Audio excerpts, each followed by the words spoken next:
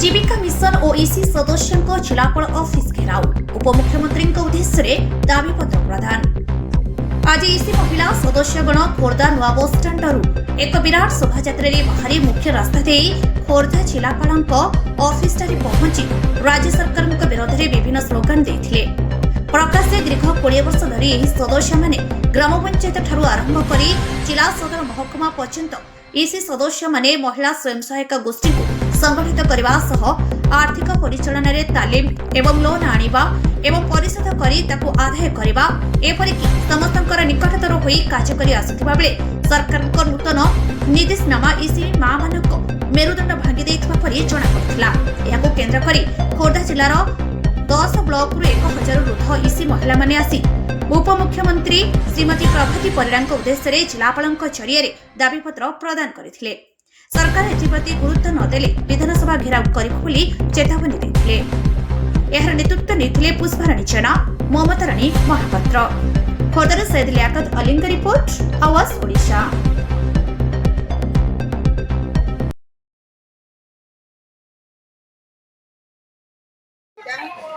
Chilika block हाटबरडी panchayat president कोन पे आछो हमर आसी जो बाहर ओडिसा रे हमर रिस्ट्रक्चर बंद करा जाऊ हमर सब बाहर जाऊ ना हमें जेहेतु बिना परिश्रम रे 8 वर्ष 10 वर्ष ला काम करू दिलु। आज हम सरकार हमको रखी एबे वर्ष 1.5 वर्ष होला हमें पारिश्रमिक पाउतलु जो पारिश्रमटा तेल खर्च को शॉर्टेज टंका 1000 मात्र एबे 4-6 मास होला हमको जतले पारिश्रमिक दिया गला नूतन सरकार हमको हटेबा चेष्टा कले कहीं हम माँ सरकार नहीं नूतन सरकार कहीं हमको हटाऊ आम कौन तर भूल करूँ जदि बा भूल करूँ प्रत्येक ब्लॉक को लेकिन माँ मान को लेकिन आलोचना कले जदि बा आलोचना न कले आज जदि मुख्यमंत्री पदवी रे बसी मोहन माझी सरकार उपमुख्यमंत्री प्रभाती परिड़ा क्या नहीं माँ मान भोट को लेकिन आज जदि से सीट रे बस माँ मान भोट नहीं आमको कहीं एत अवहेला अदेखा किंतु आमर प्रथमे रिस्ट्रक्चर बंद करा जाऊ आउ स्थायी नीति करा जाऊ ताहले माँ मैंने श्रृंखला रे नहले आगाम 13 तारिख रे राजधानी रे निया जालिबे हजार हजार महिला माँ माने राजा रास्ता को लेबे निया जालिबे निश्चिंत एटा प्रतिकार रहिला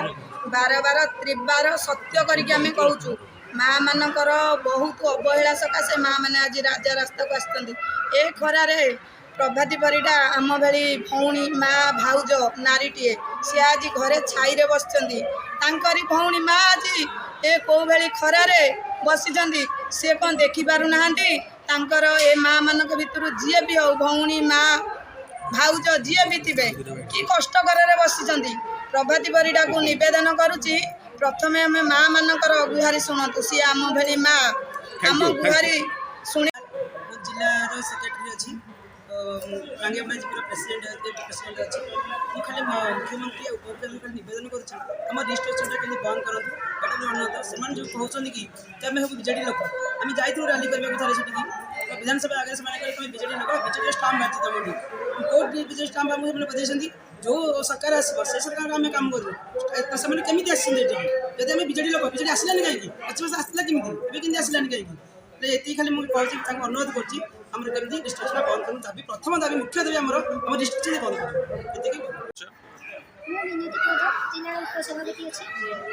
प्रथम आम जो मानव उपमुख्यमंत्री प्रभाती परिड़ा जो रिस्ट्रक्चर बाहर कर गाइडलाइन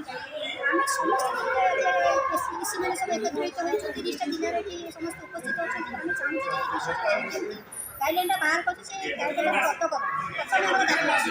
आमर तो आगु अनेक दाबी थी 10 दफा दाबी थी कि 10 दफा दाबी आम एपर्तन आगे आनू आमर तो जो भाई सी आमको रिस्ट्रक्चर खर्च कर मान्य मुख्यमंत्री कहली रिक्वेस्ट आम करूँ सी जड़े नारी हो नारी मन कथा सी जानीपारे तो सरकार थी सी सफल कर बर्तमान जी आसला सरकार देखा तेनाली आम कहूँ डबल इंजिन सरकार आज अच्छे माँ मान से कहते माँ मैंने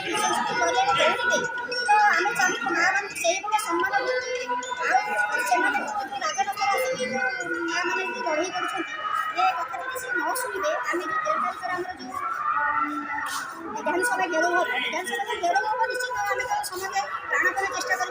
ହେଇଛି ମଧ୍ୟ ଆମେ ପଛକୁ କେବେ ହଟିବୁନି। ଆଉ ଏତିକି ମାନନୀୟ ଉପମୁଖ୍ୟମନ୍ତ୍ରୀ କହିବି, କିନ୍ତୁ ସେ ଟିକେ ଆମ ପ୍ରତି ଯଦି ଟିକେ ମାନେ ସହନତା କି ସହାନୁଭୂତି ମାନେ ଟିକେ କରନ୍ତେ, ଏ ଯେଉଁ ନିଶାସନ ବନ୍ଦ କରନ୍ତେ, ଆମେ ମାନେ ସମସ୍ତେ ଉପକୃତ ହୁଅନ୍ତୁ। କାହିଁକିନା ଆମେ ବହୁତ କଷ୍ଟ କରିଛୁ, ମାନେ